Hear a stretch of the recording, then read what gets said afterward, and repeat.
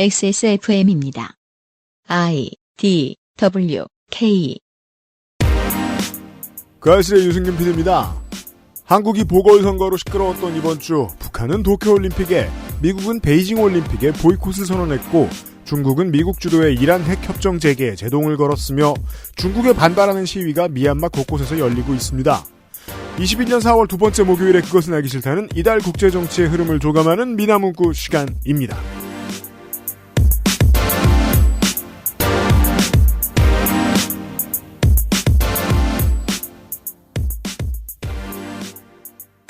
자기 자신의 주인이 되는데 실패하는 사람들은 공론장에 나가서도 지속적으로 우리 그러지 말고 노예로 살자는 소리를 시끄럽게 하는 경향들이 있습니다. 미국에서는 스탑 에이전 헤이트 운동이 한창인데 저희들도 관련한 방송을 준비 중이고요. 처음에 이 사고가 터졌을 때 한국 내에 적지 않은 수의 시민들이 중국과 중국인 탓을 하고 우리는 한국인이라 괜찮다고 말해야 한다는 놀라운 반응을 보였죠. 무고한 시민이 군사정권에 잡혀가서 고문을 당하면 제가 이상한 애고 나는 빨갱이 아니다라고 말하는 것과 똑같은 반응입니다. 불평등의 기반을 두고 있는 비겁한 방식이지요. 미국은 넓고 정신 나간 사람이 참 많아서 이런 말을 하는 한국계 미국인 정치인도 있습니다. 텍사스에서 하원에 도전하는 공화당의 세리 킴 씨인데요. 인구는 한국의 절반이 조금 넘고 지금까지 누적 확진자는 281만 명인데요, 지금. 사망자는 4만 9천 명에 달하고 있는 텍사스는 주의 주도 아래 모든 시민들의 활동을 자유롭게 풀기 시작했습니다. 텍사스 레인저스의 야구 경기를 아침에 보신 분들이 있다면 놀라셨을 겁니다. 온 자리를 빈틈없이 관객들이 가득 채우고 있는 것 때문에 말이죠. 류현진 선수 선발 경기여서 류현진 선수의 건강을 걱정하는 기사들이 있던데 문제는 그 텍사스 홈에 양현종 선수가 소속돼 있잖아요. 그분부터 걱정해줬으면 좋았을 것 같은데요. 그런 공화당의 멘탈에 잘 들어맞는 정치인입니다. 이 세이 킴 씨는. 인종차별 문제에 대한 지난주 공화당 내의 텍사스주 안에 있던 포럼에서 괜찮다. 솔직히 나는 중국인 차별하는 말을 해도 된다. 나는 한국인이니까. 한국계니까. 라는 말을 했습니다. 이 말은 그 사람의 정치적인 반대편에 서 있는 인터넷 찌질이들에게는 이렇게 해석이 됩니다. 그거 봐라 모든 아시아인들은 다 차별해도 된다. 맞서 싸우지도 못하고 비겁한 사람들 아닌가. 연대도 할 줄 모르는 하는 식이죠. 아주 키우기 어려운 동식물이나 사람이랑 비슷한 게 민주주의입니다. 이번 주에 한국은 작지만 큰 선거가 있었습니다. 해당하시는 유권자 여러분 한 표 잘 행사하셨길 바랍니다. 2021년 4월 두 번째 주에 그것은 알기 싫답니다. 시사 아저씨가 일찍 왔고요. 네, 안녕하십니까. 하루 종일 바깥에 나가면 이제 마스크를 절대로 벗지 않는. 마스크가 나고 내가 마스크가 그렇게 됐어요. 되는 네. 무라일체의 경지. 밖을 많이 돌아다니는 시사 아저씨처럼 이 동선이 복잡하신 여러분들 마스크 반드시 챙기십시오. 아무것도 나아진 건 없습니다. 네, 상당히 오늘 내일 하드코어입니다. 네, 선거라는 걸 해가지고 말이죠. 선거 방송 들어가야 돼요? 선거 방송이라기보다는 이제 라디오들이 전파를 놓을 수가 없잖아요. 선거한다고. 놓을 수는 없으니. 네, 그렇다고 이제 정규 방송으로 계속 가기도 뭐하고. 뭔가는 해야 돼요. 네, 정규 방송을 이제 약간 선거 방송처럼 해야 되기 때문에. 네. 좀 더 이제 제가 떠들어야 될 그런 것들이 좀 길어지기도 하고. 네. 그런 상황인데. 아무튼 그래서 사실은 머릿속에 선거 생각뿐인데. 그렇죠. 근데 또 오늘 이걸 지금 수요일이니까. 하지만 저희는 선거 방송 끝내놓고 나면 선거는 있습니다. 투표를 하고 나면. 네. 네. 이 녹음하는 이 자리에서 사실은 뭐 선거 이후 전망 이런 거를 얘기할 수도 있겠지만 뭐 결과가 나와야 그것도 얘기를 하지. 저희들은 지금 수요일 오후 2시에 녹음을 하고 있어요. 아무튼 그렇게 하는 것도 아닌 것 같아서. 그 이제 해외로 눈을 돌려봐야 되는데. 그러려고 합니다. 예. 네. 그 이야기를 오늘과 내일 하도록 하죠. 광고 후에 시작하겠습니다. 아직 아니야. 그것은 알기 싫다는 반려세제 깨끗한 생각, 건강한 비움 친구 평산네이처 디메이트, 액세스몰 음향기기 섹션, 로하스의 6년근 홍삼진에서 도와주고 있습니다. XSFM입니다. 개발자가 직접 생산하고 개발자가 직접 답하고 당신의 삶이 조금 더 깨끗해질 수 있게 진짜 청소를 하자. 반려세제 깨끗한 생각. 엑세스몰과 로하스웰의 콜라보레이션. 홍삼정 한 포에 25mg의 진세노사이드가 들었다고? 근데 가격은 기존 판매가의 4분의 1? 유통기한에 쫓겨 파는 제품도 아닌데 왜?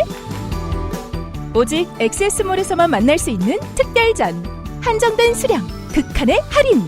로아스웰 6년근 프리미엄 데일리 홍삼진. 자, 멀고 먼 2m 앞에 윤세민 에디터가 광고를 하러 잠깐 나타납니다. 네, 그렇습니다. 우리의 사이는 2m이지만 보이는 벽이 존재를 해서 실제로는 격리되어 있는 상태입니다. 네. 직접 후원을 받지 않는 팟캐스트들은 광고를 늘려보려 애를 많이 쓰지만 문제가 있습니다. 이것은 이제 팟캐스트 초창기의 광고 시장을 상상해 볼 필요가 있는데요. 마치 지금 인스타그램의 바이럴 광고 같은 거 있죠. 그렇죠. 유머 페이지에서 진행하는 광고나 뭐 트위터 같은 거 캡처해서 아니면 뭐 익명 게시판 캡처해서 그게 광고가 아닌 것처럼 올리는 그런 광고. 맞아요. 그렇게 올라가는 바이럴 광고들을 사보신 분들은 알겠지만 대다수가 제품에 관심이 없습니다. 상당히 그래요. 유통과 제조도 공부를 하지 않았고요. 그렇기 때문에 소비자가 만족하지 않은 물건들을 마구 광고하다가 신뢰도 하락을 부른다는 겁니다. 이상합니다. 내보낼 메시지들은 그렇게 소중한 사람들이 광고할 때는 왜 그렇게 주는 대로 막 갖다 쓰는지. 유일하게 그 법칙에서 벗어나며 공부 겸 실전으로 열심히 영업해온 지 7년입니다. 직접 공장도 가보고 제품도 써보고 그럼요. 미팅도 해보고 던져도 보고 굴려도 보고 이제는 알아서 좋은 물건들이 엄청 낮은 가격으로 저희를 찾아오기도 합니다. 그렇습니다. 작년에 이은 또 한 번의 홍삼 대란. 작년에도 저희가 홍삼을 싸게 한번 팔았었죠. 너무 순식간에 팔려가지고 기억에서 잊혀졌는데 그런 적이 있습니다. 네, 저도 겨우 샀던 기억이 있습니다. 네.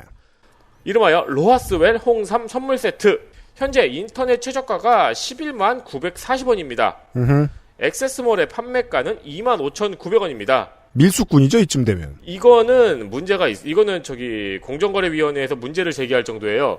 25% 정도밖에 안 되는 가격으로 팔고 있네요. 홍삼 진, 홍삼 키즈 모두 22년 중반까지 유통기한이 남아 있고요.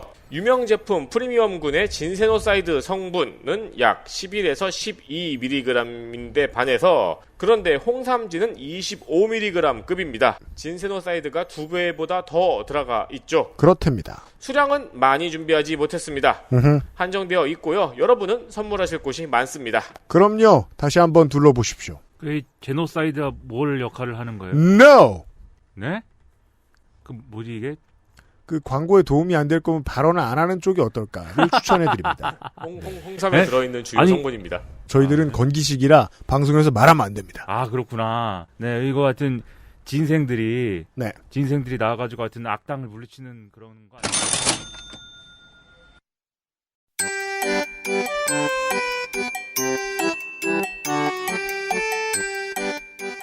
양산형 시사평론 민하문구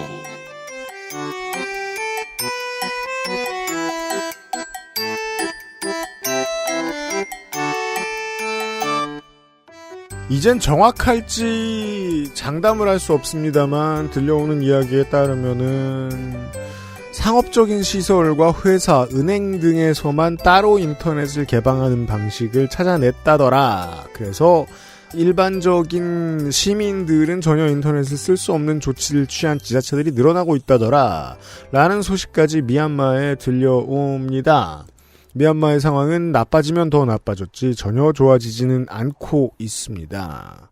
그리고 미얀마의 문제에 대해서 그 국제 문제에 오랫동안 관심이 없으셨던 분들은 그냥 뭐 국제 조직의 무능, 유엔은 왜 이렇게 할 수 있는 게 없느냐, 국가들은 왜 이렇게 나서서 제대로 된 제재를 하지 못하느냐, 이런 타박을 주로 하십니다만 돌고 돌아 길게 보면 그럴 만한 이유도 어느 정도 존재는 합니다. 슬프게도 말이죠. 오늘의 이야기는 미얀마에서부터 시작합니다. 네, 근데 지난번에 미얀마 얘기 한번 했죠? 네, 국제민주연대의 남필 사무국장이 나와주셨죠. 네. 거기서 다 얘기하지 않았습니까? 기본적으로 아실 만한 것들은 다 이야기했지만 그때까지만 해도 유혈 사태랄 것이 본격적으로 일어나고 있지 않았어요. 지금 뭐 유혈 사태를 넘어서 지금은 상당히 엄중한 국면으로 가고 있고, 근데 이제 미얀마라는 데가 여러 민족들이 있는 곳이잖아요. 네. 뭐 거기서 그 방송에서 다 정리하셨겠지만 다수파인 이제 버마족이 있고 나머지 소수민족들. 네. 그리고 그 가장 아래 하여튼 로힝야족이 있고 뭐 이런 구조인데 매우 그렇습니다. 그래서 모든 이제 민족들이 로힝야족을 미워하고 그래서 사실은 이게 모든 사회가 좀 그런 것 같아요. 뭔가 미워할 대상이 하나가 있어야 그걸 되게 중요하게 여겨요. 네, 나머지들이 이렇게 손을 잡고 살아갈 수 있는. 어제 요즘은 팟캐스트 시대에 사연이 하나 왔는데 네. 한번 사연이 오면 그 비슷한 경험에 대한 사연들을 많이 보내주세요. 몇 달 전에 학교 폭력과 관련된 사연이 온 다음에 네. 생각나니까 다 얘기를 하시는 거예요. 이 학교 폭력은 선생님으로부터 자행됐던 90년대, 2000년대 학교 폭력을 뜻하는 거예요. 근데 어떤 자기도 경험해왔던 선생님 얘기를 하는 분이 계셨는데 이번 주에 나온 사연 중에 이 선생님이 자기가 수업 들어가면 무조건 30번을 불러서 뭘 물어본다는 거예요. 30번! 그래서 말 못하면 때리고 30번 불러가지고 시험 때 무슨 문제 틀렸냐고 물어보고 그거 틀린 학생들 다 불러가지고 때리고 전형적인 메카시즘의 구동 방식을 채용한 사람이거든요. 죄 없는 한 사람을 찍어요. 피해야 할 사람으로 만들어요. 주변 사람들로부터. 이런 방식으로 작게나마 작게든 크게든 정치를 하려는 세력이 너무 많은데 미얀마도 그랬던 실정이 있어요. 그래서 그 이야기를 남필 사무국장하고 저희들이 나눴단 말이죠. 시민들도 여기에 동조했고 그 전에 있었던 문민정부가 가지고 있는 원죄가 상처가 크다. 큰 약점이 되고 발목을 잡는다. 소수민족을 그렇게까지 탄압했던 일 그리고 거기에 침묵하고 그들을 2등 시민으로 취급했던 버마족 시민들의 문제점. 그것은 심지어 자기가 시민단체에서 만나는 지금 한국에 와 있는 미얀마의 시민들에게서도 동일하게 발견되는 현상이다. 증상이다라고 말할 뻔했네요. 현상이다라는 것까지 말이죠. 그런데도 불구하고 피눈물을 닦고 소수민족들이 나섰거든요. 지금 연대에. 그렇죠. 근데 우려가 되는 게 지금 이제 군부와 이제 이 버마족 제외한 소수민족 내지 그다음에 민주 시민들하고 같이 이제 뭐 이렇게 협의체 같은 걸 꾸려서 지금 일종의 하여튼 임시정부를 이제 얘기하고 있지 않습니까? 맞습니다. 이제 거기가 그러고 있는데 우리가 옛날에도 독립운동 해올 때 보면은 독립군이 있어야 돼요. 그죠? 그럼요. 군조직이 필요합니다. 그래서 이 소수민족들이 무장투쟁하고 있는 이 그 가락이 있으니까 10여 개의 소수민족들에게는 무장조직이 있습니다. 네. 그 결합을 해가지고 이제 좀 이 무장투쟁을 하자. 이런 국면으로 좀 논의가 가는데 네. 이게 뭐 당연히 우리는 부정한 권력이 있으면 총을 들고 싸워서라도 민주주의를 쟁취해야죠. 근데 미얀마와 같은 그런 이 민족 간 갈등이 상당히 극단적으로 기본적인 어떤 구조로 있었던 그런 사회에서 네.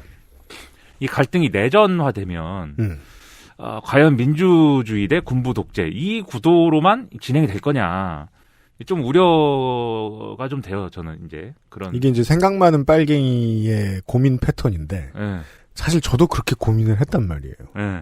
지금은 첫 발도 안 뗀 단계예요. 네. 버마족의 메이저라고 말할 수 있습니다. 그건 숫자가 많으니까. 그리고 그렇죠. 많은 권력을 차지하고도 앉았으니까. 메이저 시민들과 나머지의 그 민족 시민들이 손을 잡아서 지금 싸우겠다고 얘기도 아직 다 안 끝난 상태인데, 이게 내전 형태로 길어지면 과연 정말 민주주의를 수복하기 위한 내전으로만 끝날까? 그럴 리가 없다는 사례들을 우린 너무 많이 봤거든요. 그렇다고 해서 이 목소리 크게 내죠? 그럼 싸우지 말라. 당하라는 소리잖아요. 그건 안 되죠. 딜레마입니다. 그래서 이제 미얀마 내에 이제 어떤 민주정치적 구심이 이제 명확히 있고 그러한 어떤 뭐 합의가 되는 어떤 지도부의 형태로 네. 이제 이런 싸움들이 이제 좀 컨트롤이 되고 해야 되는데 그걸 어렵게 만드는 구조 중에 하나가 하여튼 국제 정치입니다. 늘 보면은 오늘 내일은 그 얘기를 할 거예요. 예, 우리의 독립운동도 그랬지만 외부의 이제 외부 정세 때문에 사실 여러모로 이제 우리도 그런 뭐 어려움이 있었던 거잖아요. 우리가 원하는 방식의 독립이 이루어지지 않고 네. 뭐 분단 구조가 고착화되고 아무튼 미얀마도 이제 그런 상황 비슷하게 가는 것 같기도 하고 왜냐하면 또 이 시위 보면은 반중 시위가 뭐 굉장히 심각한 상황이다. 또 보도 이렇게 나와요. 네. 예를 들면 미얀마 내에 이제 뭐 중국 이 업체 공장이 습격을 당한다든지 그다음에 이제 이 미얀마 이 민주 시민들의 시위 구호나 이런 데서 네. 시진핑이 시진핑이 저 중국 인터넷에서 약간 모해화 돼 있잖아요. 곰돌이 푸으로. 그렇죠. 예. 바지도 안 입는 곰돌이 푸. 우리에게는 한낱 조원진이지만 거기 가면 국가주석이에요. 아, 조원진 오랜만에. 잘 지내요, 그 양반. 조심해야 됩니다. 언젠간 돌아와요. 오랜만에 그 포스터 기억나네요. 네. 아, 갑자기 딴 얘기인데 내가 한국일보 기사인가를 보는데 뭔데요? 지금 이제 오세훈 후보의 그 유세장에서 여러분 내일 들으시면 그 양반이 뭐 후보일지 보일지 모르겠습니다만. 네. 유세장에 이렇게 왜 태극기가 다 어디 갔지 뭐 이런 기사였어요. 네. 근데 이제 어떤 분이 태극기를 등에 지고 온 거예요, 그래도. 근데 이제 혹시 필요하시면 나눠드리려고. 그렇다기보다는 그럼 그게 나의 정체성인 거죠. 그것도 당연합니다. 네, 근데 네. 그 기자가 이제 기자한테 뭐라고 하는 거예요, 이제. 뭐라고 했느냐. 나는 태극기 부대 아니다. 나는 언제나 혼자 다녔다. 론 울프다, 내가. 네, 절대로 나는 태극기 부대가 아니다. 너무 웃기더라고요. 그러니까 태극기의 정체성, 이 태극기의 정체성을 포기할 수는 없는데. 그렇죠. 이 오세훈 유세장에 떼거지로 태극기 부대 와가지고 뭐 이렇게 해봐야 도움될 거 없지 않는가. 잔치는 났는데 갈 곳은 필요한데 네. 우리 공화당은 후보 안 냈거든요. 네. 갈 곳이 없어요. 네. 잔치는 났잖아요. 잔치에 네. 사람들이 왜 모여요? 외로우니까 모이지. 네. 외로워서 사람들이 모였을 때 문제가 생기는 걸 정리해 주려고 정치가 있는 거 아니에요? 그러니까 태극기 부대도 거기 올 수밖에 없습니다. 네, 근데 절대로 아니라 태극기 부대. 그러니까 나는 이걸 보면서 사람들이 분위기가 좋으면 뭐 이길 수도 있다 이런 생각을 하면 이기기 위해서는 뭐 잠시 고집을 접을 수도 있구나. 그럼요. 네. 난 그 기사 너무 웃겼어요. 안목의 연대가 일어나고 있습니다. 많이 이번에. 네, 우리 자제하자. 우리가 아무리 태극기지만 네. 뭐 태극기 자체는 좋은 건데 아무튼 그래서 반중 시위에 이제 국면으로 가고 있다라고 해서 상당히 보도가 많이 나오는데 이게 간단한 문제는 아닙니다. 일단 이제 미얀마의 시민들이 문제 삼고 있는 것은 이렇게 이 미얀마의 군부가 이렇게 시민들의 권리를 다 짓밟고 심지어 막 지금 총으로 다 쏴서 죽이고 있는데 네. 도대체 국제사회 뭘 하고 있는 거냐? 국제기구인 유엔은 뭘 하고 있는 거냐? 네. 이렇게 이제 묻고 있는 거잖아요.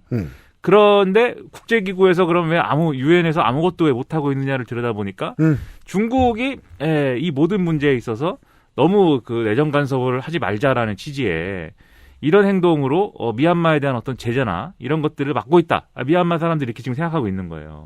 생각해보면 어떤 열강의 이해관계에 얼마나 걸려 있느냐가 그 나라의 부패상을 쉽게 수정할 수 있느냐 마느냐와 직결되는 경우들이 너무 많습니다. 저는 이제 파병 당시에 군에 있었기도 하고 동티모르 문제 해결 과정을 좀 많이 지켜보았었는데 20대 중후반에 지금하고 비교해보면 그나마 동티모르는 열강이 걸려있질 않아요. 근데 미얀마는 윈난성의 등과 등으로 딱 붙어있죠. 아주 긴 거리.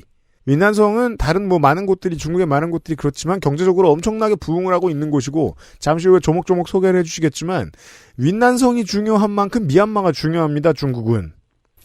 그렇죠.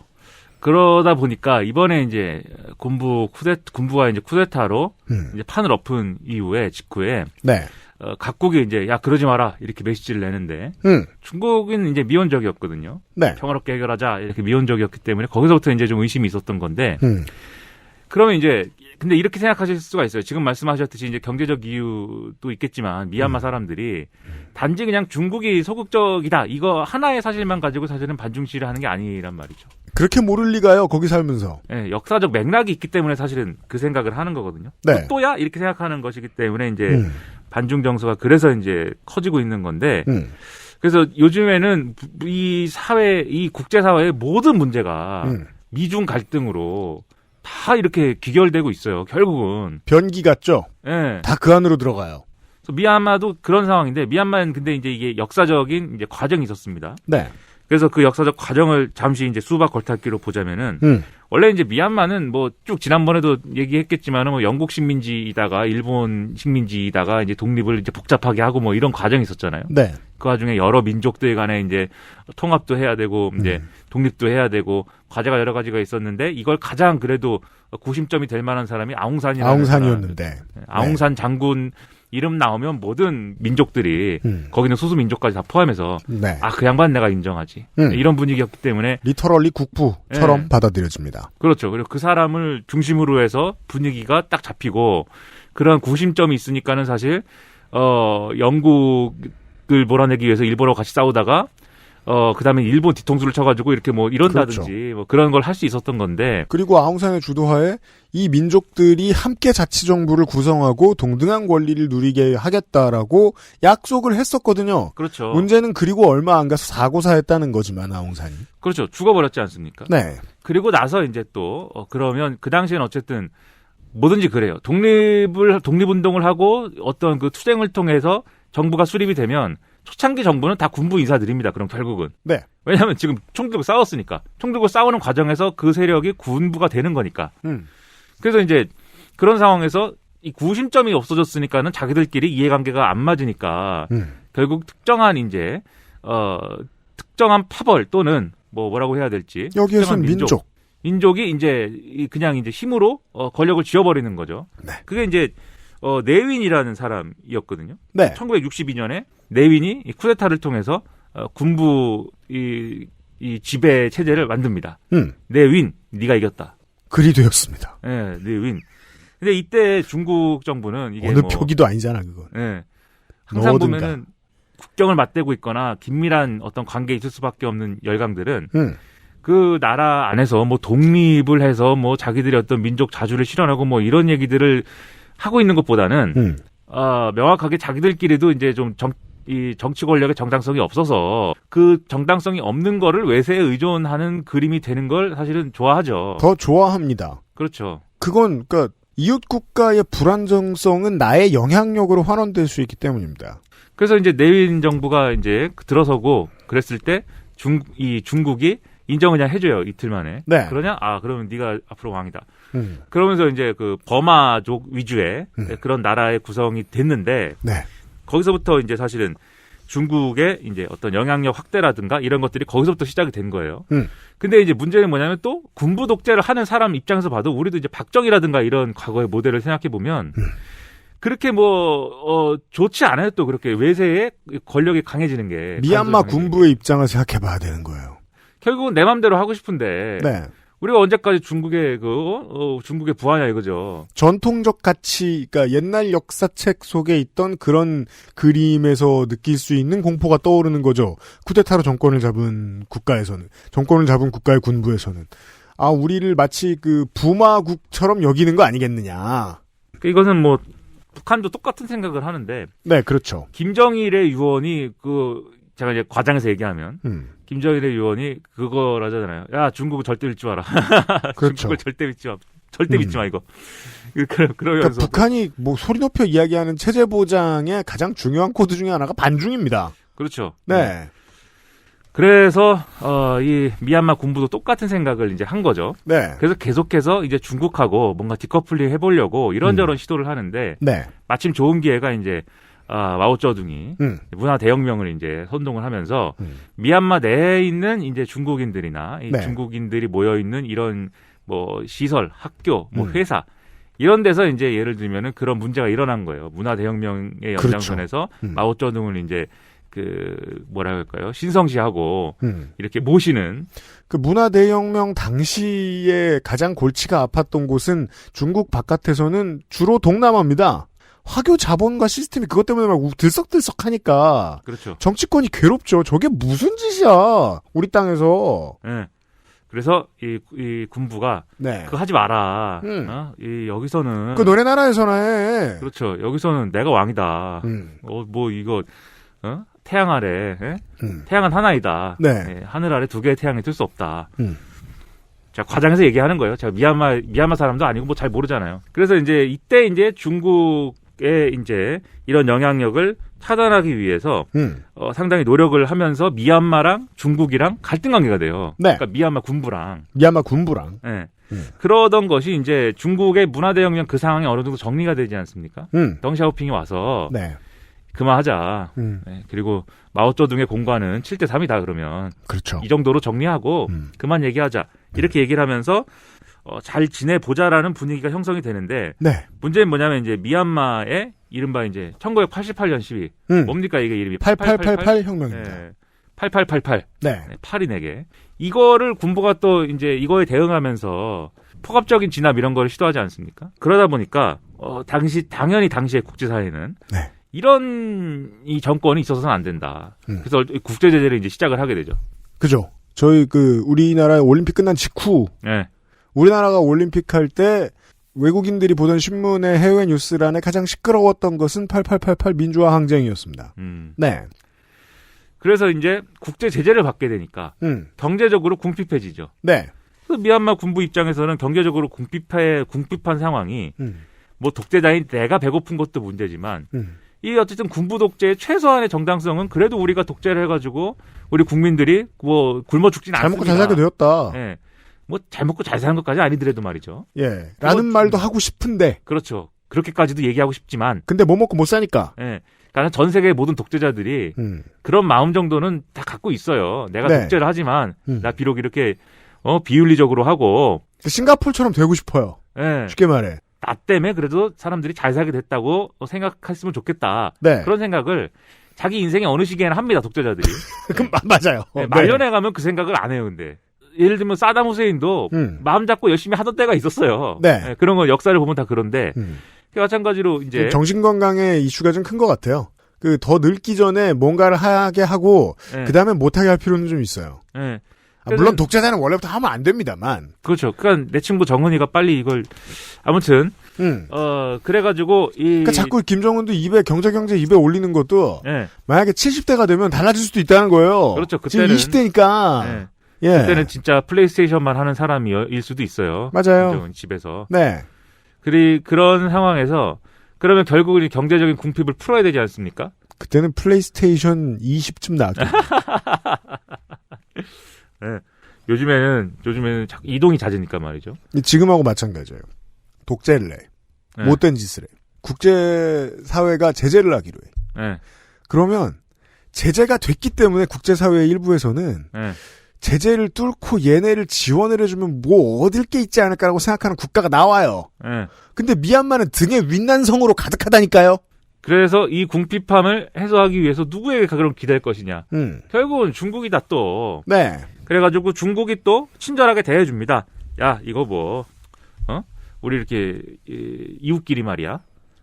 같이 잘 살아야지. 국제사회가 미얀마 군부를 굶기자 중국이 손을 내밀어줍니다. 그래서 이 당시에 이제 이 군부하고 미얀마의 군부하고 중국하고 협력적인 관계가 이제 구축이 돼요. 네.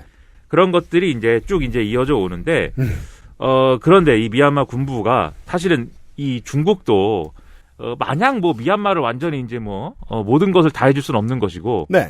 그리고 그 미얀마도 사실은 중국의 그런 영향력의 확대를 계속해서 두고 볼 수만은 또 없는 거지 않습니까? 하다 보면 또 이거 이러다가는 완전 우리는 중국에 먹히겠는데 이 걱정을 할 수밖에 없어요. 도움을 받으면서도 기분이 나쁘고 속이 안 좋죠. 네. 네. 그 시점에 이제 부각이 된 게 미중 갈등이에요. 그러니까 이게 한 2008년 이 시기에 네.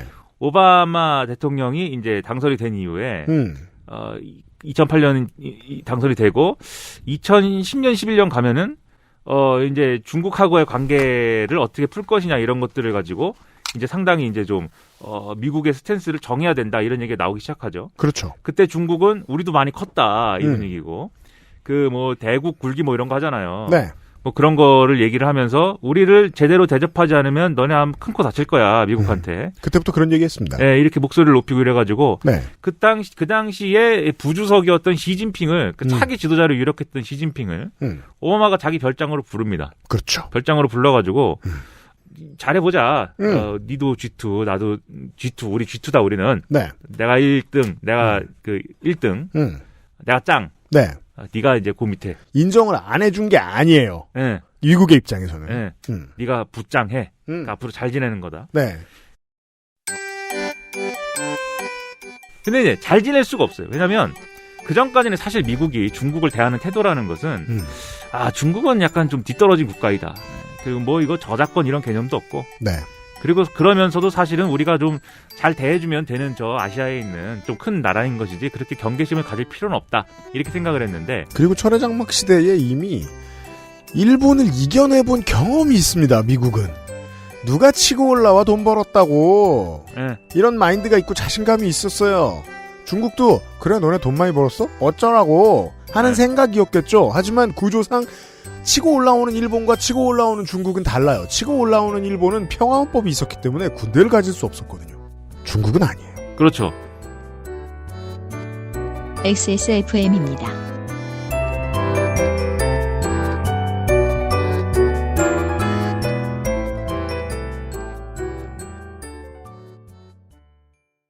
건강기능식품 광고입니다. 탄수화물이 지방으로 합성되는 것을 억제하는 가르시니아 캄보지아 추출물 HCA. 풍부한 양의 HCA가 함유된 당신의 새로운 비움 친구 디메이트를 만나보세요. 이번만큼은 제대로 마음먹은 당신. 운동과 수분 섭취를 잊지 않으셨다면 건강한 비움 친구 디메이트가 도움을 드릴 수 있습니다. 식사 조절, 운동, 수분 섭취, 그리고 비움 친구 디메이트. 평산네이처.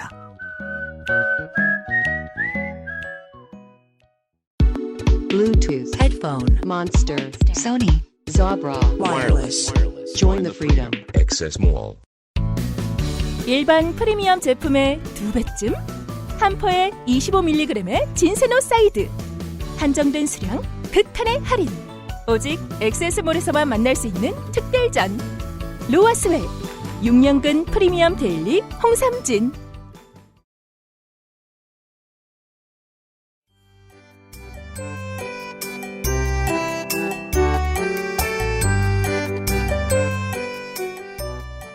그리고 중국이 어쨌든 그 공산주의 기간 동안 네. 어쨌든 이제 잠자는 호랑이였는데 이제 네. 슬슬 깨어나기. 사자예요? 네, 잠자는 사자의 호랑이. 아무튼 뭐래 했어요. 뭐 톰슨 가젤이어도 돼요. 네, 잠자는 톰과 제리였는데 서서히 이제 깨어나면서 으르렁대기 시작을 하는 것이고, 그리고 경제가 그만큼 톰과 제리면 서로 으르렁대잖아요. 네. 네. 독재 구조가 고착화되면서 사실은 독재가 경제를 하면 발전이 빨리 되잖아요. 그렇죠. 네, 그래서 고도 성장을 막 합니다. 경제 성장률이 7%씩 돼요, 막 매년. 그렇죠. 그 정도 되면은 이제 사실은 경제적으로는 상당히 이제 커진 거고, 그리고 주변 국가들의 영향력을 막 행사하기 시작해요. 행사하려고 하기 시작해요. 네. 이게 덩샤오핑이 그랬잖아요. 도광양해라고 했잖아요. 도광양회. 빛은 감추고 어둠 속에서 힘을 기른다는 말로 덩샤오핑 집권기 중국의 조용한 외교 전략을 이르는 말입니다. 이후 장점인 주석 시대에는 유소, 자귀, 필요한 역할은 맡는다는 방식으로 후진타오 주석 시기에는 돌돌 비빈, 거칠 것 없이 상대를 압박한다는 방식으로 점차 강경해지지요. 항상 8% 성장이라는 것이 2000년대 이후의 중국이었는데 세상에라고 할 수 없어요. 우리도 그런 적이 있었으니까요. 근데 이제 중국 정도 되는 나라가 이제 그렇게 정도 되니 성장하는 거랑 이게 네. 아무튼 덩샤오핑은 도광양해라고 했잖아요. 우리 좀 조용히 힘을 기르자. 근데 이 중국 사람들이 볼 때는 힘이 너무 빨리 길러졌어요. 첫째. 그렇죠. 그리고 두 번째, 이 중국도 외부의 적을 상정하지 않을 수 없는 조건이 된 겁니다. 왜냐하면 공산당 지배가 예를 들면 그 당시에天安문 사태라든지 이런 것 때문에 흔들리기 시작했기 때문에. 네. 그래서 아무튼 두 가지 이유로 대국 굴기를 또 이렇게 하게 된 것인데. 일당 독재는 파시즘 없이는 못 버팁니다. 밖에 적이 있다고 막 그를 상정하고 괴롭히고 섀도우 복싱을 하고 할 상대가 필요해요.天安문 얘기해 주신 거예요. 그래서 안 그러니까 깨어있는 청년들이 나타나서 민주주의를 부르짖잖아요. 그렇죠. 그래서 이게 상당히 이제 중국의 사이즈가 커졌기 때문에 미국은 이제 그냥 또 중국을 무시할 수만은 없게 된 것이고, 예. 그리고 그때 또 결정적으로 글로벌 금융위기 이후의 세계잖아요. 이게 제가 이렇게 보면은 글로벌 금융위기 이전의 시대와 이후 시대가 달라요. 코로나19 이전과 이후가 좀 다를 것으로 생각이 되는데. 매우 그럴 겁니다. 네, 마찬가지로 2008년 금융위기가 컸어요, 모든 게. 그래서 그때까지 미국은 제조업이나 이런 영역에서 중국이 막 성장을 좀 하더라도 우리는 어쨌든 금융이 있으니까 금융산업을 기반으로 해서 계속해서 이제 좀 성장 동력을 확충해 가면서 해볼 수 있는 게 있다.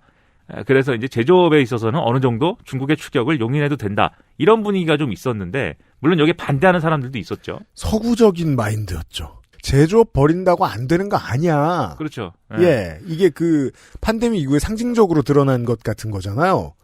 놀고 있는 봉제 공장이 대구에 있던 한국이 할 수 있었던 일들을 보면서 느끼게 된 것. 아, 제조업 되게 중요하구나. 하지만 20세기를 살아온 서구가 봤을 때는 제조업쯤 잘한다고 대단한 나라라고 볼 근거가 없던 거예요. 그렇죠. 90년대에 이제 미국이 했던 일들을 돌이켜보면은 우리나라도 그렇고 다른 뭐 여러 가지 아시아 시장을 막 이 힘으로 개방해 버리잖아요. 근데 이제 그 힘으로 개방하는 과정의 주요한 무기는 사실 금융이었거든요. 네. 월스트리트 금융 체제였는데 아무튼 이런 이제 무기를 가지고 싸울 수가 있었는데 2008년 이후에는 이 무기가 헐렁해졌어요. 네. 헐렁해졌어요. 그래서 제대로 이제 안 되고 그런 상황에서 중국하고의 그러면 관계 설정 어떻게 할 것이냐 해서 그래서 첫 번째로는 평화적인 모색을 한 거죠. 일단은 이 금융위기 수습도 해야 되고 네. 우리가 아직 제조업 회기로에 여러 가지 준비가 이제 안 됐으니 우리 코가 석자야 지금. 일단은 휴전하자 얘네랑 싸우지 말자. 그래서 싸우지 않기로 했지만 네. 이것은 시한부였죠. 왜냐하면 이 모든 문제는 경제적인 문제도 있겠지만 앞서 말씀드렸듯이 안보, 그다음 지정학적 문제 같이 물려있기 때문에 네. 결국은 그래서 오바마 정권이 이제 2기에 들어가면 아시아 리밸런싱을 하지 않습니까? 그래서 이 아시아 재균형이라고 부릅니다. 예, 전체의 이 세계 우리는 국가 안보를 위해서 동해, 서해, 남해 정도만 신경 쓰면 되는데 미국은 지구를 다 나눠 가지고 각 이 구역마다 함대를 배치해놨잖아요. 그죠. 외계인도 신경 쓰고. 네. 왜냐면 외계인은 일단 뉴욕부터 치고 보니까. 아, 그러니까 말이에요. 네. 나쁜 놈들. 워싱턴 DC도 가끔 치고. 맞아요. 둘 중 한 곳에는 옵니다. X파일이 두꺼워요, 막. 그러다 보니까 지정학적으로 어느 포인트에서 누구랑 편을 먹고 누구하고 싸울 것이냐를 그림을 쭉 그리기 시작하는데 네. 이게 이제 냉전 시기에 했던 일이죠. 냉전 이후에는 이런 그림을 이제 좀 명확하게 안 그렸었는데 네. 이때부터는 중국하고 어떻게 싸울 것이냐의 구도로 될 수밖에 없는 조건인 거예요. 맞습니다. 결국은. 그런 상황이다 보니까 결국 이제 충돌을 안 할 수가 없게 됐고 그 충돌을 하지 않을 수 없다는 것을 인정한 상태에서 오바마가 행보를 쭉 하는 겁니다. 그래서 이제 이란하고의 핵 협상이라든지 그 다음에 일본에 가가지고 뭐 원자력이래 핵폭탄에 대해서 사죄를 한다든지 그 다음에 결정적으로 미얀마에 대해서 결국 미얀마 얘기하려고 이렇게 막 돌아왔는데. 네. 미얀마의 민주주의를 이제 얘기를 해요. 혹은 반장 선거 혹은 아파트 대표단 회의 같죠. 21세기의 중국을 상대하는 미국의 외교는 뭐랑 비교해서 20세기의 미국의 외교와 비교해서 20세기의 미국의 외교는 군의 이해하고 똑 떨어집니다. 선을 쭉 그어놔요. 21세기의 정치가들이 보기에는 그때가 좋았지 싶은 거예요. 선만 그어놓고 그 안쪽에 있는 애들은 알아서 관리된다라고 생각할 수 있단 말입니다. 근데 21세기에 넘어오니까 통반을 가리지 않고 다 친해져야 돼요. 그렇죠. 중국을 견제하자니까. 그래서 미얀마에 대해서 이 미얀마의 이제 미얀마 군부의 민정이양 이런 것들을 촉구를 해요. 네. 오바마가 직접. 그렇죠. 근데 군부 입장에서는 이걸 또 잘 생각해 봐야 된단 말이죠. 이게 계속 이렇게 고집을 피우고 있어 봐야 제재 해제는 안 될 것이고. 그죠. 그리고 중국의 영향력은 계속 우리가 용인해야 될 것이고. 우리의 경제가 여기서 우리란 미얀마 군부입니다. 옛날 군부입니다. 우리의 경제가 우리 의도처럼 잘 살아나지 계속 못한다면 결국 우리가 집권하는 건 중국 좋은 일만 될 수도 있고. 그렇죠. 네. 예. 그러니까 이 중국이 싫은데 뭐 이거 그런 생각을 하다가 그러면은 미국이 요구하는 거를 들어주면서 근데 또 완전한 민정이양은 어렵지만 미국이 요구하는 걸 들어주면서 좀 탈중국 해보자. 그렇죠. 이런 계획을 세웠던 거 아닐까? 이렇게 분석하는 분들도 있어요. 왜냐하면은 어쨌든 형식적인 민정이양을 했기 때문에. 그렇죠. 그래서 군부의 위협이 되지 않는 선까지 민정이양을 해준 거 아닐까? 그렇죠. 이게 사실은 한국의 박정희가 민정이양 하겠다고 할 때 결국은 자기 당을 만들어서 자기가 민간으로 가서 그 선거에 나가고 대통령이 되잖아요. 네. 마찬가지로 군부가 만든 당만 그 선거에 사실상 그렇죠. 참여할 수 있고 아웅산의 따님이신 수지 여사가 이렇게 주대에게 영향력을 발휘하는 뭡니까 민주주의 민족 동맹입니까? 네, 민주주의 민족 동맹입니다. 네, 그 걔네는 선거하지 마 이렇게 해가지고 그렇죠. 형식적으로만 민정이양을 했어요. 그러나 어쨌든 한 거 아닙니까? 했죠. 네, 하긴 했으니까 우리가 이렇게 노력했으니까 좀 봐줘라. 미얀마의 인민이 보았을 때는 반은 성공한 거예요. 예. 그리고 그걸 가지고 미국한테 얘기하는 거죠. 음. 봐줘라 좀 제재 해제 좀 해주고. 봐줘라. 우리가 아니 뭐 다른 거 하겠다는 것도 아니고 그냥 우리가 먹고 살 수 있게 해주면 우리가 스스로 알아서 살 수 있게 해주면 우리가 중국 편도 좀 덜 들고 예. 예를 들어 지금 한국이 반드시 해야 하고 있는 이런 외교하면서 네. 아슬아슬하게 잘하면서 살 수 있지 않을까? 근데 이제 중국도 이 상황을 두고 볼 수 없죠. 그렇죠. 예. 이거 속이 뭐야? 불편합니다. 야 이거 뭐야? 그래가지고 야 이거 뭐 군부랑 그냥 손잡고 이제 대충 이렇게 해피하게 사는 걸로는 또 안 되는 거구만. 그래서 직접 이제 투자를 하기 시작하죠. 네. 그게 이제 1대1로 이런 거지 않습니까? 1대1로의 경제회랑이라고 불렀습니다. 이곳을 미얀마를 중국에서 회랑인 그 코리도어 예. 통로죠 통로. 그렇죠. 우리가 예. 바닷길로 나가기 위한 가장 중요한 통로로서 미얀마는 의미가 있다. 예. 잘 지내봅시다. 예. 네, 라고 했어요. 그래서 1대1로 사업이라는 게 이렇게 중국부터 시작해갖고 쭉 이제 거의 세계로 뻗어나가는 일종의 이제 그 다양한 모양과 다양한 경로의 실크로드 같은 거지 않습니까? 네. 그런 얘기를 하고 있는 거잖아요, 지금. 그러기 위해서는 그 계속 뚫어가지고 그 자기가 이제 뚫어야 될 그런 어떤 그 무역의 포인트마다 직접 자본을 투입해서 거기 인프라나 이런 것들을 다 깔고 이런 거를 직접 해야 돼요, 중국이. 네. 그래서 직접 하는 거잖아요. 하죠. 근데 이걸 또 이 1대1로 사업에 수혜를 받은 국가들에서는 또 사기당했다고 하는 경우도 있어요. 이거 뭐. 그렇죠. 이거 결국 중국이 하자는 대로 했더니 우리가 연간 여기 써야 될 돈이 얼마인지 아냐 뭐 이렇게 해서 반발하는 경우도 막 있고 이래서. 해준 거에 비해 가져가는 게 많다. 예, 중국 사기론도 있고 뭐 이랬는데. 아무튼 이 1대1로 사업이나 이런 걸 통해 가지고 미얀마의 영향력 확대를 모색을 합니다. 그리고 여기에 더불어서 민주주의라는 게 한번 열기 시작하면 이게 또 자기가 용인할 수 있는 만큼만 여는 게 단기적으로는 가능할지 몰라도 장기적으로는 좀 불가능해요. 겁나 어려워요. 예. 이미 미얀마 시민들은 군부 독재가 올바르지 않고 올바르지 않은 이유가 첫째 정치적인 어떤 정치 윤리적인 측면에서도 올바르지 않지만 둘째 경제 뭐 낮은 게 있냐? 이 네. 군부 독재 수십 년 해봐야 이거 이대로 안 되는 거 아니냐? 민주주의 해야 되는 거 아니냐? 그렇죠. 그래서 거기다가 누가 있냐? 아웅산 장군의 따님이 있다. 아까도 처음에 말씀드렸지만 아웅산 하면은 아웅산하고 다 박수치는 나라인데. 그렇죠. 예? 정치적인 깃발이죠. 아웅산 네. 수치, 수기 혹은 수지. 아웅산 장군의 딸 수지가 있는데 그 수지 여사가 하는 당이 어쨌든 선거에 참여하는 게 그게 민주주의지. 그렇죠. 그래서 이제 결국은 이제 군부가 거기까지 또 용인하게 됩니다. 그 선거에 참여하시오. 예. 선거에 참여를 시키고 그 선거에서 자기들이 이길 수 있는 방법을 여러 가지를 강구했어요. 그러나 뭐 사람들이 찍는데 뭐 그게 뭐 무슨 수단을 쓰든 네, 무슨 막걸리 선거를 하든 네. 무슨 4.4.5입을 하든 답 없습니다. 네, 사람들이 표를 던지면 그건 안 되는 거예요. 그러니까 결국 2016년 3월에 이 민족민주동맹 민족동맹인지 민족민주동맹인지 잘 모르겠어요. 자주 헷갈립니다. 네, NLD인가요? NLD. 네. 네, 여기가 집권을 하죠, 그래요 결국. 그렇죠. 네, 그러면 이제 이렇게 수지 여사가 사실상 집권을 했으니까. 지난번에 다 말씀하셨을 거예요. 사실상 집권이다. 본인이 집권하지 못했다. 맞아요. 그 배우자 문제를 가지고 군부가 이제 시비를 걸어가지고. 그렇죠. 헌법에서 네. 사실상 헌법에는 그런 조항이 있죠. 아웅산 수치는 집권하면 안 됨. 네, 같은 그렇죠. 조항이 있죠. 네. 영국인 남편을 둔 사람은 안 됨. 그렇죠. 네.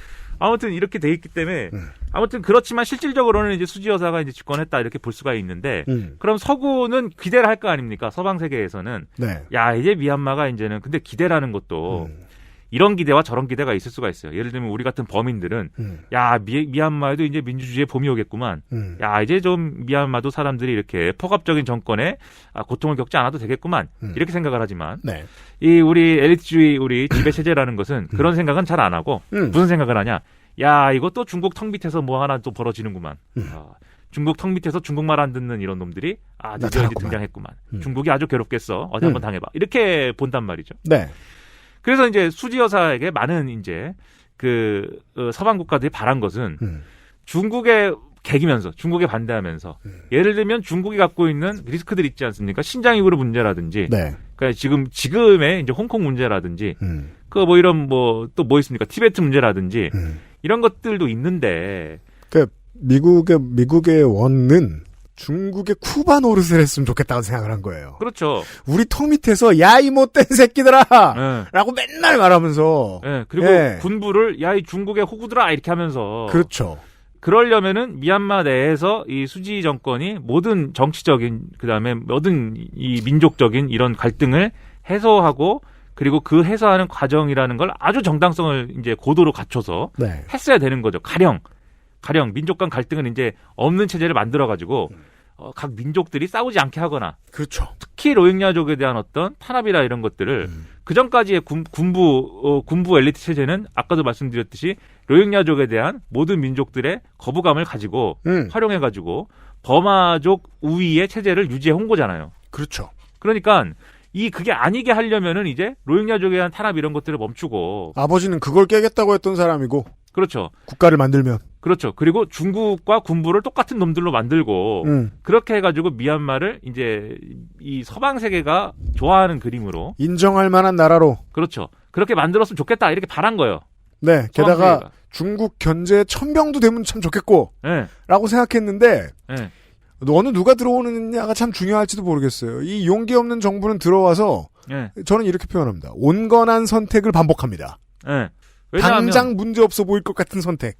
왜냐하면 어쨌든 이 수지 여사와 그 지지자들도 상당수는 뭐 주류예요. 버마족이에요 결국. 네. 그리고 이게 오랫동안 하여튼 집권을 못했기 때문에 통치를 할 수가 없었기 때문에 역량부재. 그렇죠. 이 통치 구조의 속속들이 침투해서 2016년에 집권했다고 그래갖고 2017년부터 갑자기 그 주류 행세를 할 수는 없는 거예요. 공무원이 내 편이 아니고요. 그렇죠. 일단 군부는 당연히 내 편이 아니고요. 그리고 미얀마라는 나라가 그렇게 중앙 집권적으로 모든 게 통제되지 않습니다. 그러니까 군부가 통제할 수 있는 이유는 군부가 중앙 집권적이기 때문에 정치의 이 지점이 참 재밌어요. 엘리트는 내 편이 되지 않습니다. 선거에서 이겼다고 해서. 네. 예. 그러니까 군부가 위에서 까라면 까야 되는 조직이기 때문에. 좋은 얘기 해주셨어요. 옛날에 막 제인 오스틴 소설 같은 거랑 막 이런 거 보고 있으면은 왕정 시대나 왕정을 벗어난 지 얼마 안 됐을 때 되면 보면은 군인이 제일 엘리트예요. 네, 그렇죠. 네. 막 행진하죠. 네. 그럼 사람들이 막 꽃을 던지고 막 반하고 그러고 앉았어. 네, 그렇죠. 군인이 엘리트인 나라예요, 이 나라가. 그렇죠. 그리고 막 동네에 가면은 그 군인들이 비공식적으로 다 각자 왕입니다. 또 군인 뭐 우리 하다못해 예비군 동대장님 있잖아요. 우리 사탕 까드시는 동사무소에 앉아서. 그런 분들 다 그 동네에 유력 인사고.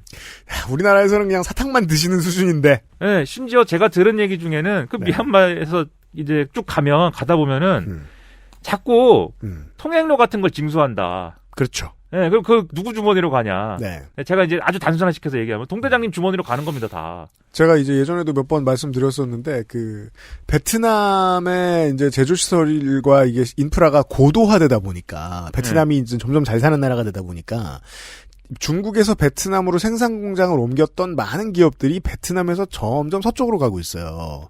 거기엔 미얀마가 있죠. 근데 가보니까 이상한 거예요. 내가 베트남을 벗어나고 싶은데 미얀마랑 캄보디아 인프라는 내가 못 견딜 것 같다. 그러면서 못 가는 사람들이 많은데 원인 중에는 군부가 있어요. 그렇죠. 예.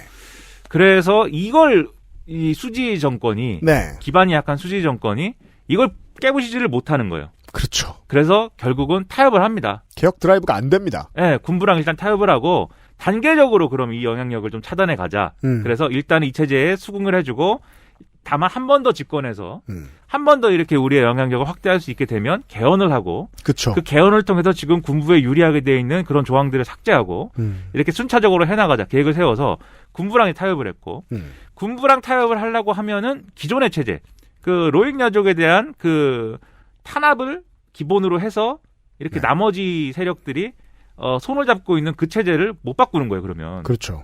그러니까 로힝야족에 대한 탄압에 대해서 수지 여사는 굉장히 비윤리적인 접근을 했죠. 그게 문제죠. 네, 그냥 용인했고. 아웅산 정권의 입장이 당연히 이해됩니다. 아웅산 수치 정권의 입장은 당연히 전 이해돼요. 아슬아슬하게 천천히 할 수밖에 없지. 이렇게 해도 전쟁, 저렇게 해도 전쟁, 이렇게 해도 쿠데타, 저렇게 해도 쿠데타인데 어쩌란 말이야. 라면서 천천히 가고 싶었던 그 마음을 이해는 하는데 그랬어도 이 선택은 결국은 망국이었습니다. 그렇죠. 우리는 이거에 대해서 평가를 해야 되기 때문에 소수민족을 탄압하기로 한. 그렇죠. 이런 것은 안 됩니다. 탄압을 용인하기로 한. 국가 권력이 이런 식으로 작동하면 안 된다라고 우리가 평가를 하는 거죠. 네. 근데 어쨌든 그러면 이 체제를 용인하기로 했잖아요. 그럼 서방 국가들이 시각이 어떻게 되냐? 네. 에이 뭐 안 되네. 네, 안 된다. 해봐도 기회를 줘봐도 안 되네.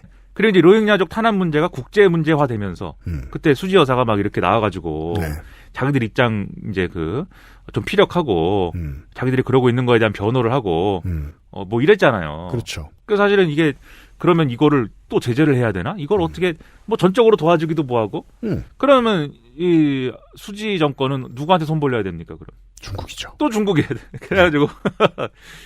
그래가지고 이 중국하고 또 관계가 돈독해요 또. 그래서 민주화운동 초기에 그 군부 인사들의 이야기가 새에 나왔던 겁니다. 아니 이거 문민 정권이 친하면 더 친했지 우리 중국이랑 그렇게 친하지도 않고 중국이 뒤 엄청 많이 봐주는 거 편하지도 않다. 네. 라는 얘기가 아주 잘못된 말은 아니라는 거예요. 그렇죠.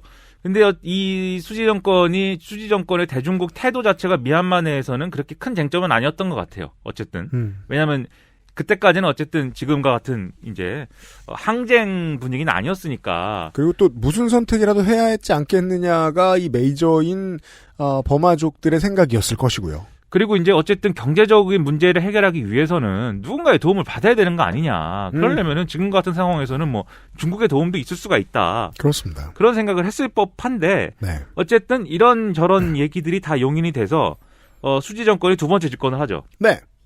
그런 상황인데 그럼 앞서 말씀드렸듯이 수지 정권이 한 번 더 집권을 하면은 그때부터는 군부의 어떤 이해에 저해되는 군부의 이득을 좀 무너뜨리는 좀 더 군부의 이득을 가져갈 그러한 개혁을 이제 할 거거든요. 재선까지 됐으니까. 하려고 그랬는데 군부가 그것을 두고 봐야 되겠습니까? 그렇죠. 야 이거 아니다. 네, 여기까지는 아니다. 네. 판을 엎은 거죠. 그렇죠. 그게 이번에 쿠데타의 이제 실체라면 실체라고 볼 수가 있겠는데 이렇게 되니까 이제 중국은 이제 벙찐 겁니다. 야 이거 앞으로는 민주주의가 될 거라고 생각해서 좀 수지 쪽에 좀 힘을 실었는데. 네. 또 이러고 그래. 얘네가 또 왜 이래 또. 야 이거 뭐 야 아주 복잡하구만. 해갖고 중국이 가서 둘을 중재하려고 그랬어요. 중재에 나섭니다. 네, 군부랑 수지 정권이랑 싸우지 말고. 왜냐하면 이 액션을 안 하면 국제사회에 본인도 눈치 보이기 때문, 그러니까 중국도 눈치 보이기 때문입니다. 네. 네. 싸우지 말고 일단은 평화롭게 해결하고 대화롭게 해결하고 그러셔야지. 뭐 네. 쿠데타 이런 거를 또 하기 시작하면 이거 안 되지 않냐. 근데 뭐 군부가 그러면 니네 어쩔 건데. 우리가 뭐 쿠데타 이렇게 갖고 정권 엎었다고 그래서 니네가 뭐 우리 뭐 도와주지 않을 거 아니잖아. 쿠데타를 일으키는 군부는 한 번쯤 이렇게 국제사회에게 배를 째야 됩니다. 그래서 어쩌라고 진짜 이 있어서 우리를 제재할 나라 있으면 나와. 너네 미국 너네 우리 제재하지? 그럼 우리 중국 편이야. 들러붙을 거야? 너네 요즘에 미국 중국 한판 붙고 난리도 아닌데 우리 그냥 중국 편이야 그러면 너네 우리 제재하면. 그래서 사실 이 쿠데타 직후에 왜 이 미국을 비롯한 국제사회가 바로 이제 제재에 돌입하지 않았느냐에 대해서 그때 그런 분석이 나왔었어요. 이게 이 군부 세력을 제재를 하게 되면 군부가 바로 이제 중국하고 유착을 하게 될 것이고 군부가 행동으로 미국에 보여줬던 메시지다라고 보는 게 맞다는 겁니다. 네. 여기에서 우리한테 뭐라 그러면 우리는 너네가 뭐라고 할 때마다 중국한테 더 붙을 거야. 그러다 보니까 이제 상황이 이렇게 된 건데 그래서 최근에는 그런 얘기도 나온대요. 군부가 어쨌든 지금 중국하고 이렇게 유착하는 거에 대해서 반발 여론도 크고 또 어쨌든 지금은 막 총으로 막 민주 시민들을 쏴 죽이고 있는데 영원히 그럴 수는 없는 거 아니겠습니까? 그러니까 군부 입장에서. 네. 군부 입장에서. 그러려면은 이제 사태를 어쨌든 간에 출구 전략이 있어야 되니까 이걸 가지고 또 이 상황을 이용을 해보자. 우리가 너무 중국으로 기울어지지 않을 테니까 우리를 인정을 해라. 네. 우리가 어느 정도 친미적인 그런 방향으로 갈 테니까. 그들 방식의 체제 보장을 요구하는 거죠, 지금. 그렇죠. 그런 얘기를 슬슬 이제 하고 있다라는 그런 분석도 있더라고요. 그래서 결과적으로 보면 민주 시민들 입장에서 보면 반중 시위를 그러니까 안 할 수가 없는 게 결국은 이 해결돼야 될 군부 독재 문제가 중국과 미국의 어떤 갈등 구조 이런 거하고 맞물려 가지고 해결이 유예되고 있는 거거든요. 그렇죠. 그러니까는 제재를 확실히 해서 군부가 못 버티게 만들든지 뭐 아니면 예를 들면 민주 시민들 입장에서 무력으로 와서 그러면 폭격을 한번 하시든지 그러면 근데 그걸 원하진 않죠 당연히. 근데 아무튼간에 어떻게든 해달라는 거 어떻게든 해줬으면 좋겠는데 그것을 왜 안 하고 있느냐. 결국 이거 미중 갈등의 그런 힘겨루기 속에서 해결이 안 되는 국면이라는 거를 미얀마의 시민들도 아는 겁니다. 그러니까 서로가 서로의 눈치를 보고 있습니다. 네. 우리 지금 할 게 얼마나 많은데 지금. 아니에요. 네, 나머지는 나머지는 금방 합니다. 네. XSFM입니다.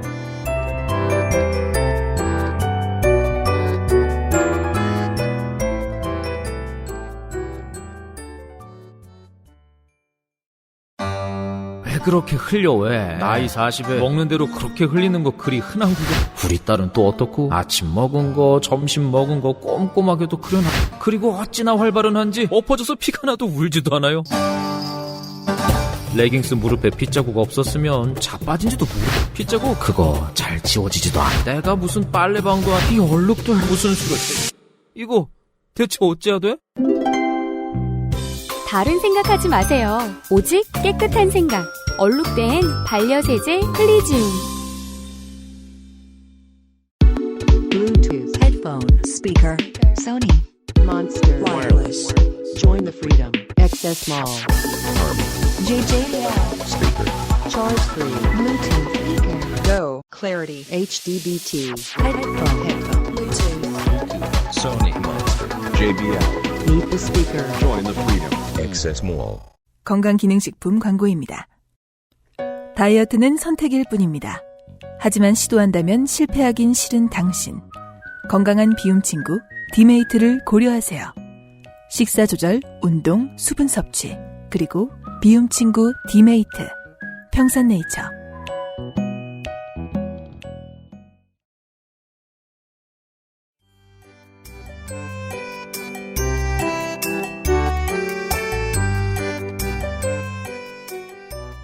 자, 광고를 듣고 돌아왔습니다.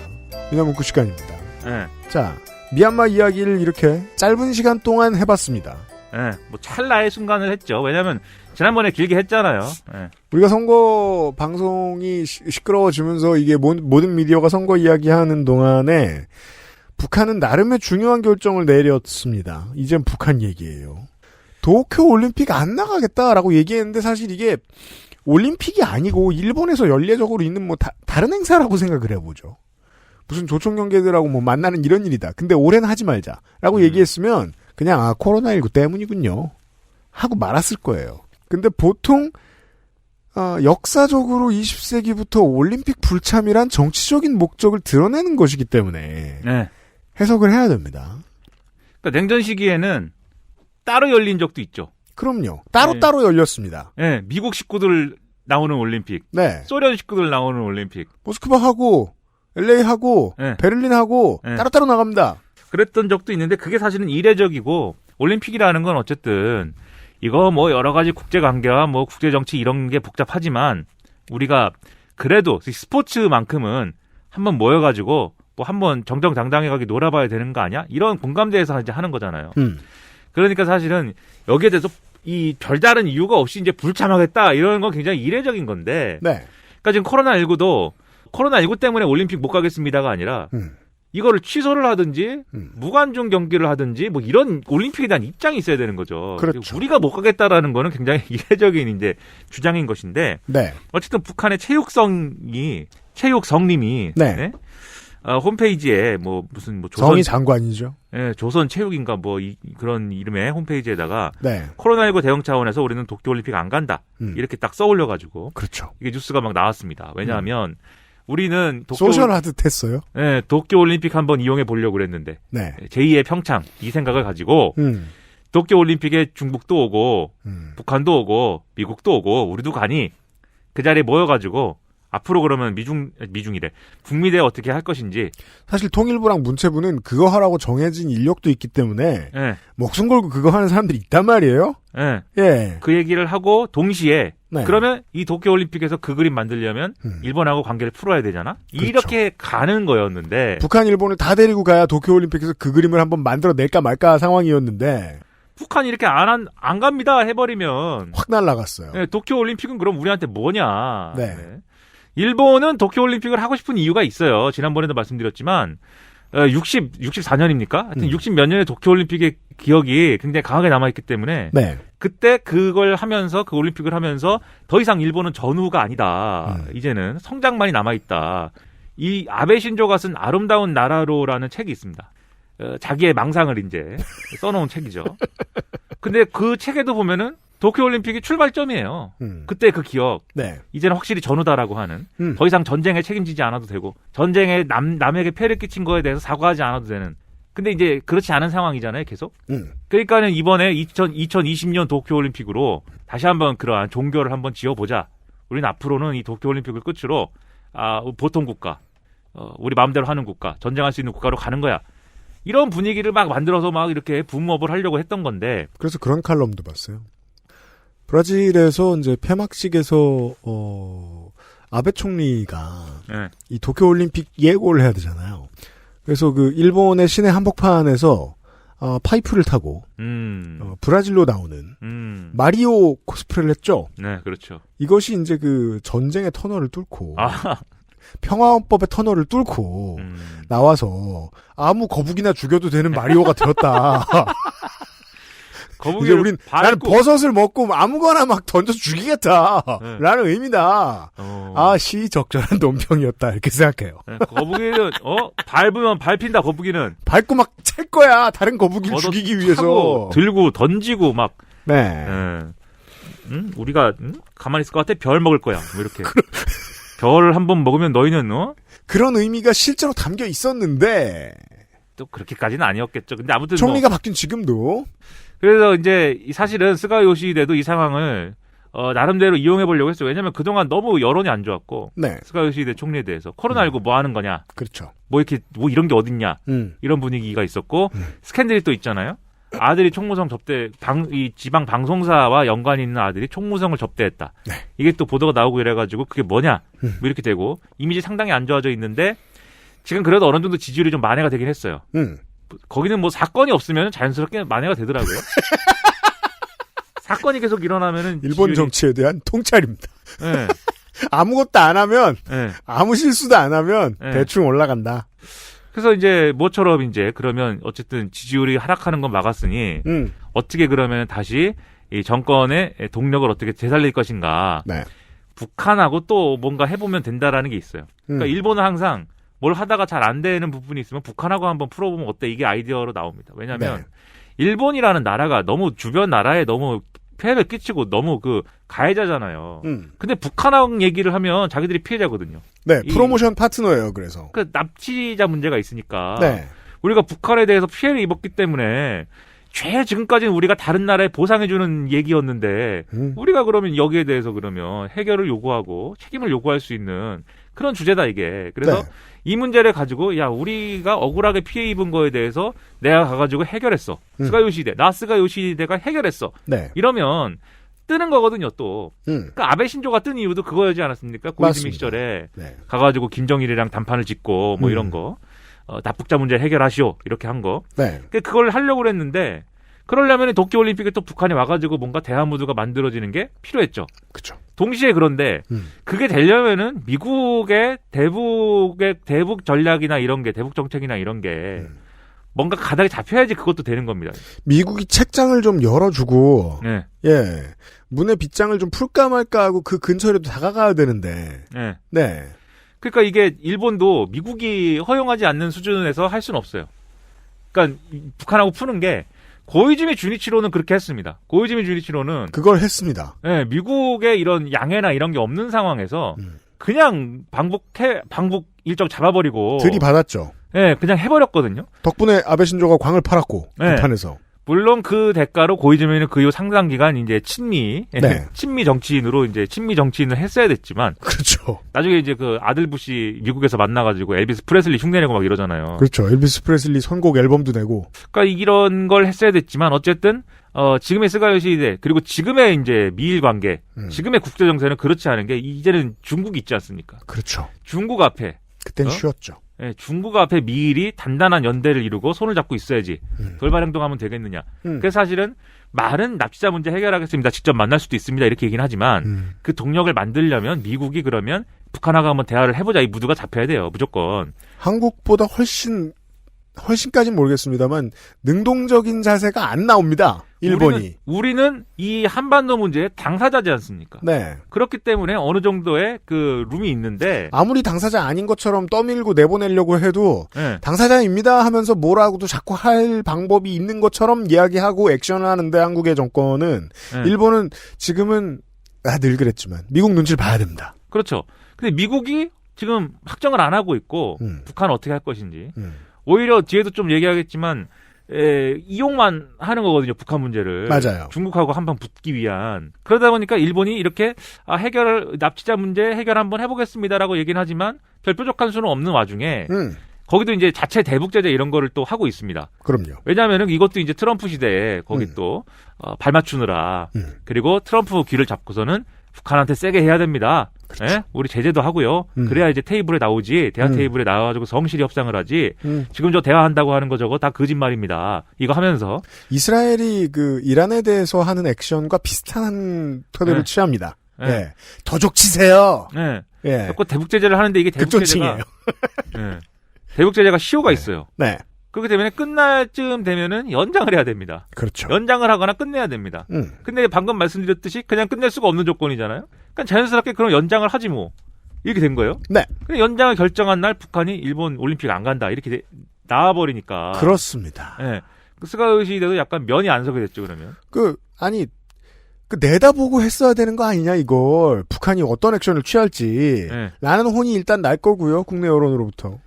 예, 그리고 뭐 별 방법이 없었던 거예요. 방법이 없었던 것 같다는 예. 거예요.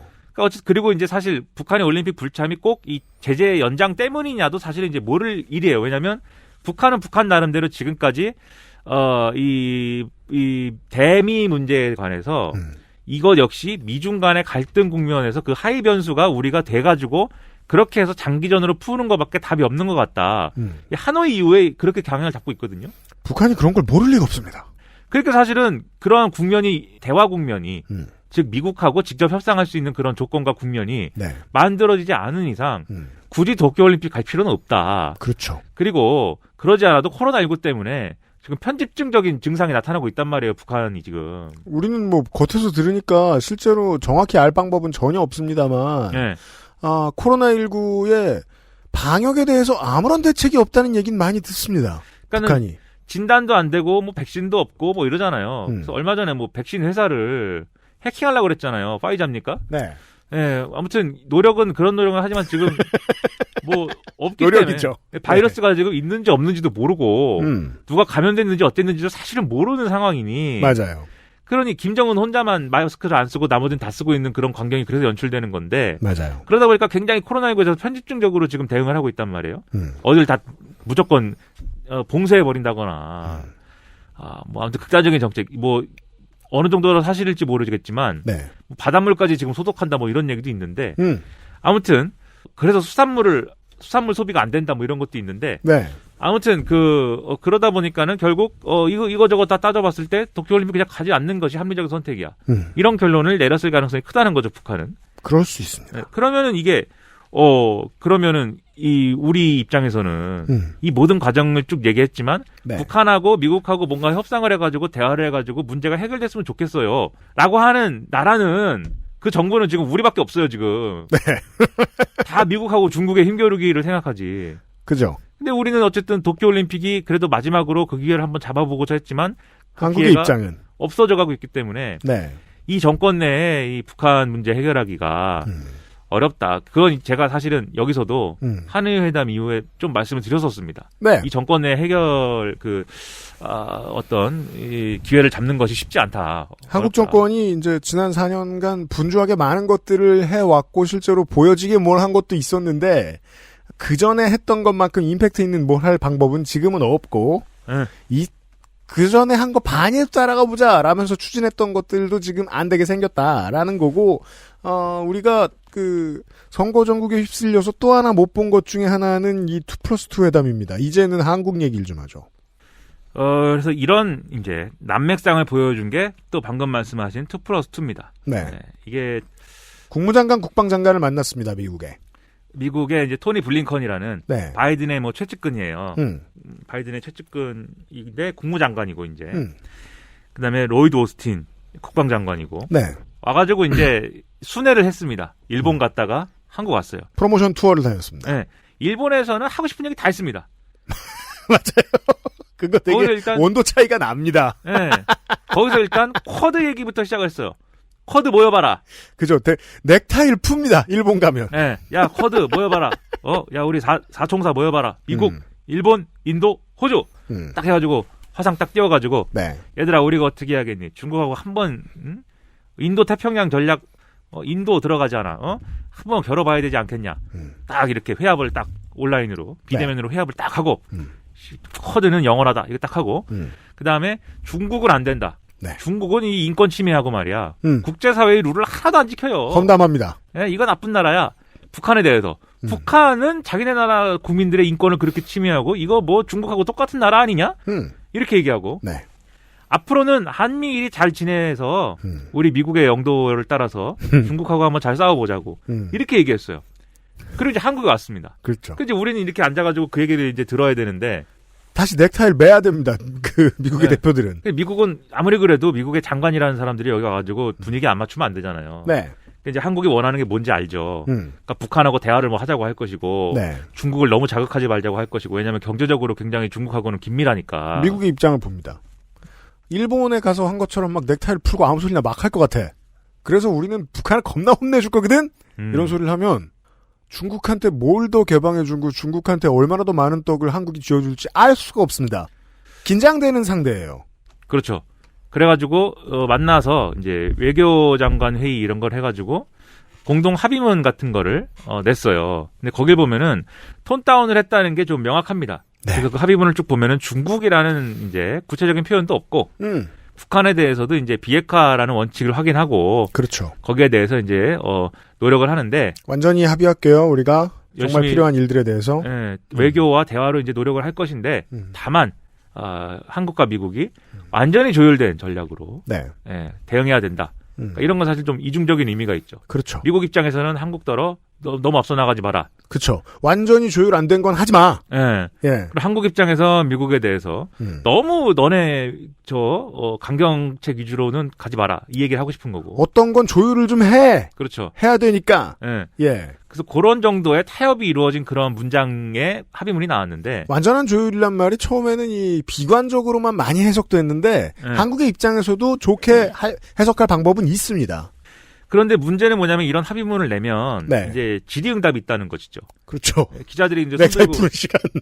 손들고 물어봅니다. 네. 그 자리에서 또 블링컨이라는 사람은 또 하고 싶은 얘기를 또 다 해요 또. 토니 블링컨은 소문대로의 애티튜드를 가지고 있구나. 네. 라는 건 확인했습니다. 네, 그래서 막 이렇게 얘기했습니다. 중국은 강압과 공격적 행동으로 홍콩의 경제를 체계적으로 침식하고 대만의 민주주의를 약화하고 있으며 신장과 티벳에서 인권을 유린하고 남중국해에서는 영유권 주장 활동을 벌이고 있다. 이거 다 인권법을 국제법을 위반하는 것이다. 할 말 다 하죠. 네. 네. 그리고 이 북한의 권위주의 정권은 자국민에 대해서 체계적이고 광범위한 학대를 지속적으로 자행하고 있다. 우리는 기본권과 자유를 옹호하고 이를 억압하는 이들에 저항해야 된다. 우리는 같이 동맹이다. 네. 우리 민주주의 프렌드들이다. 민주와 자유와 인권의 프렌즈들. 쿼드 얘기하고 싶은 말을 하던 말을 다 합니다. 네. 소득을 또 물어봤어요. 그러면 오늘 쿼드 얘기도 했습니까? 우리 정의용 외교부 장관이 안 했습니다. 그랬는데. 네. 블링컨이 여기에 대해서도 길게 얘기했어요. 쿼드라는 게 뭐 그 논의를 할 만큼 그렇게 공식적인 자리가 아니고 비공식적인 모임이야. 영업이죠. 또 영업합니다. 이거 가입하세요. 별거 아니에요. 이거 비공식적인 모임이니까 그러니까 쉽게 얘기하면 가입서 쓰고 이거 가입비 내고 이런 거 아니야. 그냥 우리 오늘 어깨동무 하면 그냥 쿼드지. 쿼드야. 쿼드냐 이게? 쿼드야. 이렇게 그러니까 대충 이제 가입해라라고 한 거죠. 네. 뭐 가입 절차는 없지만 인간적으로 마음으로 가입해라 이렇게 얘기하는 거죠. 영업을 합니다. 그래서 또 보수 언론에서는 서로 말 안 맞는다고 또 한참 뭐라고 합니다. 네. 그리고 이제 이후에 나중에 보도로 이제 밝혀진 사실인데 정의용 장관이 이 블링컨 만난 자리에서 네. 지금 북중이 정상회담 곧 할 것 같은데 항상 북한이 대화무드로 가기 전에 중국하고 그 내용을 조율하기 때문에 북중 정상회담을 하게 되면 대화할 준비가 됐다고 봐야 되고 그렇죠. 그때 그러면 대화를 할 준비를 지금부터 하셔야 된다. 이렇게 설득을 나름대로 했다는 거예요. 그렇죠. 근데 이제 블링컨은 거의 지금 상황을 보면은 별로 들은 체 안 하는 것 같고. 그렇죠. 중국이 무슨 말 하는지 관심 없습니다, 모두.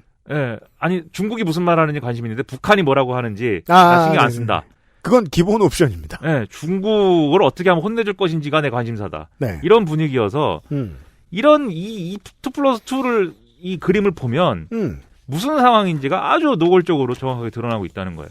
네, 좀 전에 미얀마에 대해서도 같은 코드를 설명드린 것과 다를 바가 없습니다. 미얀마의 인민들의 문제, 민주주의의 문제보다는 그래서 미얀마를 이용하면 중국을 얼마나 견제할 수 있는데가 미국의 진짜 질문이고요. 북한에 대해서도 그래서 얘네들한테 해줄 걸 해주면 중국을 얼마나 견제할 수 있는데가 질문입니다. 그러면 미국이 천하의 불쌍놈이라서 그런가요? 중국의 질문도 같죠. 이걸 잘해주면 그래서 미국한테 얼마나 회가 되는데 입니다. 요런 걸 정리를 했습니다. 내일 이 시간에 좀 더 이어나가 보도록 하겠습니다. 이거 참네.